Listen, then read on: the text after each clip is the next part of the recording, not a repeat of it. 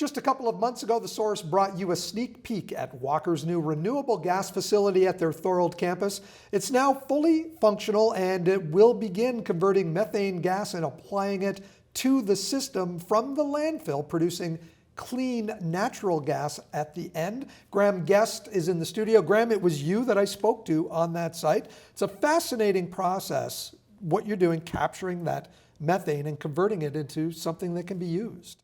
Absolutely. I mean, it's a perfectly good way to utilize the resources that we have on the Walker campus. We've got a number of utilization projects that extract landfill gas and use it for a renewable source of energy. But this project really takes it to the next level.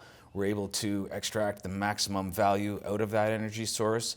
We're able to provide it into the grid where the maximum number of users can participate in lowering their carbon intensity of their operations, or to use it as a complete substitute for any of the fossil fuels that they might consume in their house. Otherwise, this methane gas has to be released into the air, which increases the carbon content in the air. Absolutely. So we're always looking for ways to lower the emissions from our operations. Methane is 25 times more potent a greenhouse gas than CO2, and so it's very important that we're capturing as much of the methane from the landfill as we can, and obviously we'd like to utilize that.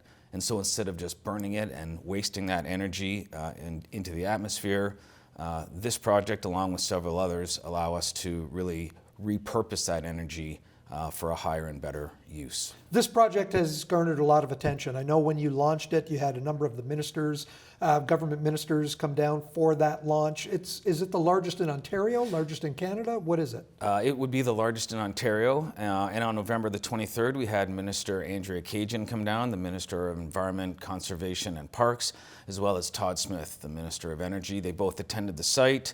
It's just a great collaboration between technology and industry and the utilities at Enbridge to allow us to bring this project to fruition and allow us to utilize that resource that we've got. And it is a partnership between Walker and two other organizations? That's correct. So we've got a long-standing partnership with a group called Comcor Environmental. They're out of Cambridge. We've been in business with them for 20 years, delivering landfill gas utilization projects.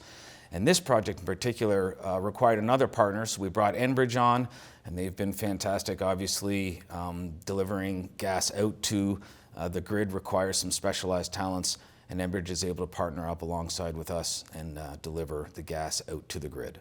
Prior to this particular partnership, I know you were producing some natural gas for use at the General Motors plant down at the bottom of the hill, correct?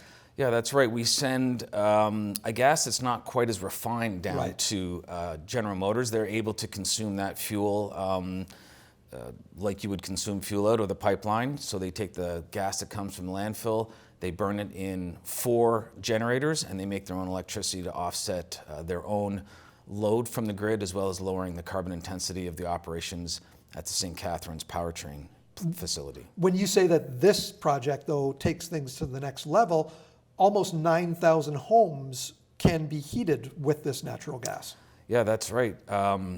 The natural gas that comes from the landfill after we've cleaned it up is a direct substitute for fossil natural gas. So this is the way we can extract the most amount of energy out of that resource from the landfill.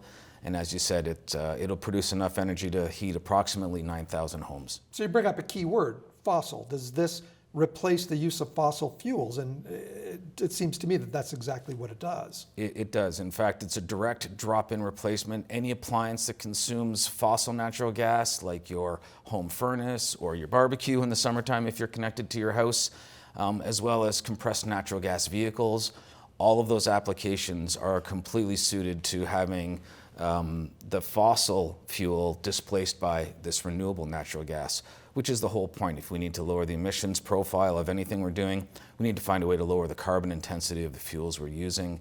And renewable natural gas from landfills is a tremendous way to do that, that takes advantage of existing infrastructure and requires no new changes to the appliances or the equipment that it's burning. Is Walker's facility now being used as almost like an example of what can happen in other areas? Well, we're very proud of all of the utilization projects at Walker. Obviously, we spent a lot of time and a lot of money investing in those projects, and it is a great example of all of the different things that you can do when you're taking advantage of some of the technology that's out there. These projects take a long time to come to fruition. We have been working on this project for more than 3 years. And so it's a nice combination of technology implementation, economic drivers, as well as some of the social and environmental goals that industry has that helps us align all of the achievements of the project with all of those parts and pieces. Have you had other partners come and take a look at the facility? Yes, we've had other landfill gas to RNG facilities. Some in the United States have visited our site, looked at the equipment, looked at the way we've set things up. So we're able to give those people a bit of an example on how we did it, and we're also able to learn from their experience as well. And so it's a bit of a collaborative partnership between different industries and different developers to make sure that we're taking the lessons learned that each of us has had, trying not to replicate or duplicate those mistakes, and learn from each other and deliver higher quality projects throughout the industry. Well, the way I see it, we're not going to stop producing trash, and if we can use what the byproduct of that is for something good, this is an excellent example. Thanks for joining us, Graham. Yeah, thank you so much.